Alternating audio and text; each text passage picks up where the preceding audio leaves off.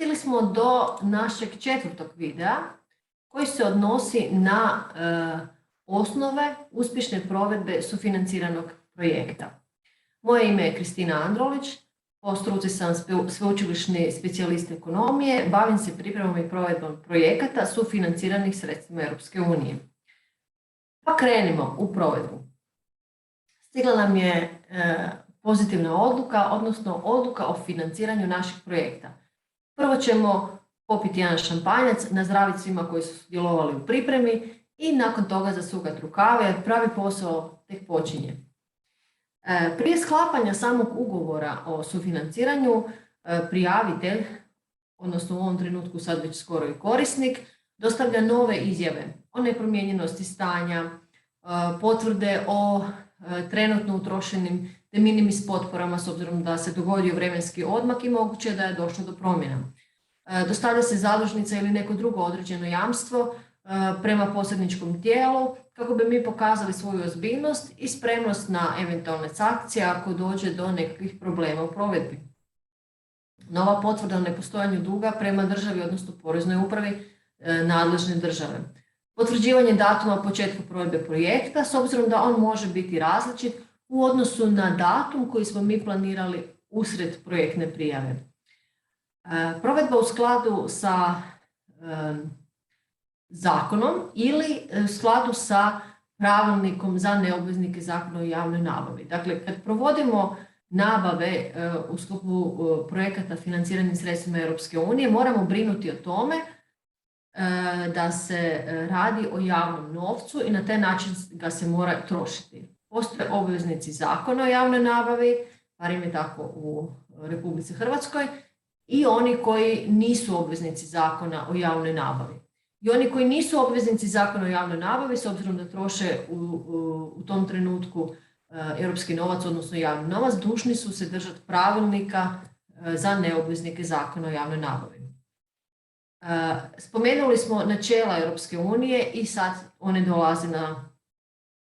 dolaze na vidjelo. Dakle, dužni smo se pridržavati osnovnih načela Europske unije, to su načelo izbjegavanja sukoba interesa, znači ne smijemo pogodovati niti sklapati ugovore sa nama povezanim osobama i svi koji imaju utjecaja na donošenje odluka u postupcima provedbe.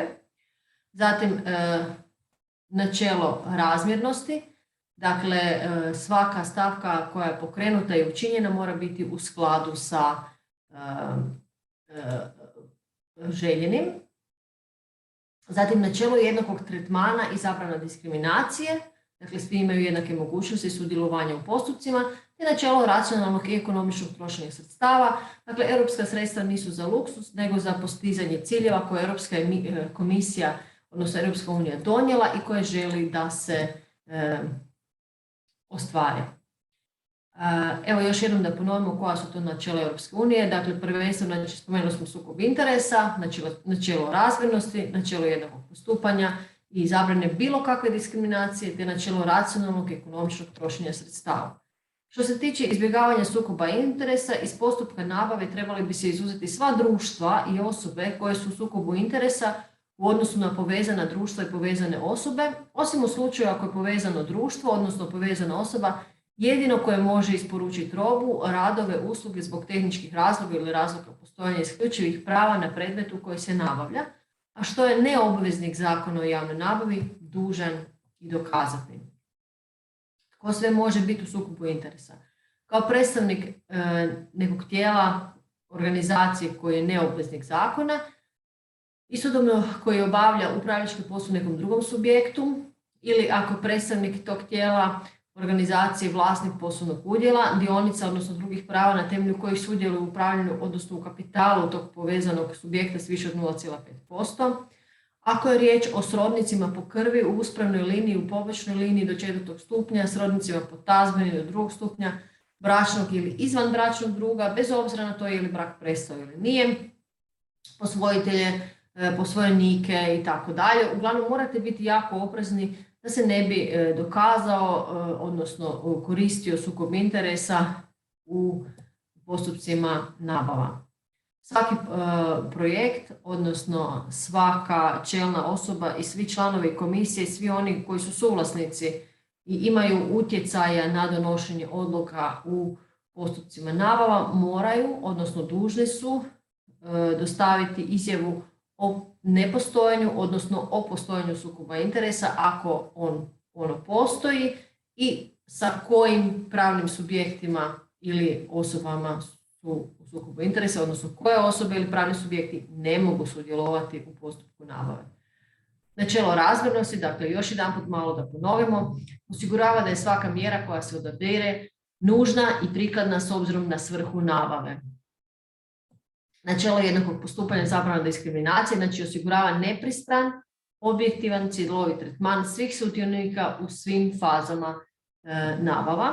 Načelo racionalnog trošenja sredstava u kontekstu usporedbe cijena i trenutne tržišne vrijednosti predmeta nabave, dakle da novac koji se daje za određenu stavku je realno i racionalno utrošen. Važno, ako postoji sumnja da je ugovorena cijena s dobavljačem ili ugovarateljem neopravdano visoka, odnosno više od 20% od iznosa prihvatljivog troška za pripadajuću stavku iz ugovora o bespovratnim sredstvima, posredničko tijelo ili tijelo koje nadzire cijeli proces ima pravo zatražiti dodatne dokumente i pojašnjenja od NOIN-a, odnosno neobveznika Zakona o javnoj nabavi, kako bi uklonio sumnju da je ugovorena cijena neopravdano visoka. U protivnom, posredničko tijelo može odbiti iznos troškova i zataka koje neopravdano prelazi iznos ugovorenih prihvatljivih troškova ili može taj iznos proglasiti neprihvatljivim i neće se financirati. Sam postupak nabave je ujedno i početak provedbe projekta, bilo koje nabave u projektu. On kreće sa istraživanjem tržišta, slanjem zahtjeva za ponudom ili upitom, slanjem narudžbenice ili sklapanjem ugovora, dostavom računa, dostavnicama, otpremnicama, potvrdama o izvršenim radovima, uslugama, zapisnikom o primopredaji, te u konačnici stiže i potvrda o plaćanju. Dakle, postupak nabave ima nekoliko faza i sam početak kreće sa istraživanjem tržišta, a čim smo mi krenuli službeno istraživati tržište ili smo pokrenuli neki od postupaka nabave, mi smo pokrenuli i provedbu našeg projekta. To je važno znati. Što znači ex ante? Ako smo u mogućnosti, a obvezni smo provesti postupak s javnom objavom, jer su nam pragovi nabava veći od malih nabava, reći ću tako, možemo koristiti alat, odnosno akciju ex ante kontrole, da svu našu dokumentaciju za provedbu postupka nabave s javnom objavom pošaljemo u nadležno tijelo koje je onda dužno pogledati našu dokumentaciju, sugerirati nam da li je sve u redu. Što se tiče same dokumentacije, obično se sastoji od poziva na dostavu ponuda, raznih izjava, troškovnika, ponudbenog lista, tehničkih specifikacija, prijedloga ugovora i svega onog što opisuje sam predmet nabave.